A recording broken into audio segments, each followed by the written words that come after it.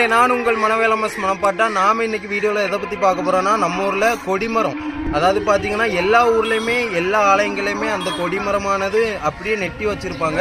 ஆனால் நம்ம ஊரில் மட்டும் பார்த்திங்கன்னா எந்த திருவிழாவாக இருந்தாலும் சரி, கொடிமரம் வந்து அந்த ஒரு வாரம், அதாவது இப்போது திருச்செல்வநாதருக்குன்னு எடுத்துக்கிட்டால் 11 நாள் திருவிழா கொண்டாடுவாங்க. அதே மாதிரி அந்தோனியாருக்குன்னு எடுத்துக்கிட்டால் 13 நாள் திருவிழா கொண்டாடுவாங்க. அதே மாதிரி மாதாக்கு பார்த்தீங்கன்னா 10 நாட்கள் கொண்டாடுவாங்க. ஸோ அதே மாதிரி பார்த்தீங்கன்னா கொடியேற்றத்துக்கு முன்னே வரக்கூடிய ஞாயிற்றுக்கிழமை பார்த்து இந்த கொடிமரமானது நம்ம ஊரில் நாட்டுவாங்க. மட்டும் இல்லாமல் பார்த்தீங்கன்னா கொடிமரத்தை மக்கள் வந்து பால் ஊற்றி கழுவுவாங்க. இந்த 13 நாட்களை நேர்ச்சியாக வச்சு கிட்டத்தட்ட பார்த்தீங்கன்னா 13 தேங்காய், சில பேர் வந்து 3 தேங்காய், சில பேர் 13 குடம் அப்படிலாம் நேர்ச்சிகள் நேர்ந்து இந்த பால் வந்து தேங்காய் பால் தான் ஊற்றுவாங்க. ஸோ அதில் வந்து மணப்பாடு ஸ்பெஷல். அதனால தான் இங்கே வந்து தேங்காயில் தீபங்கள்லாம் ஏற்றுவாங்க. தேர் சுற்றி வரும்போது தேங்காயில் தீபங்கள்லாம்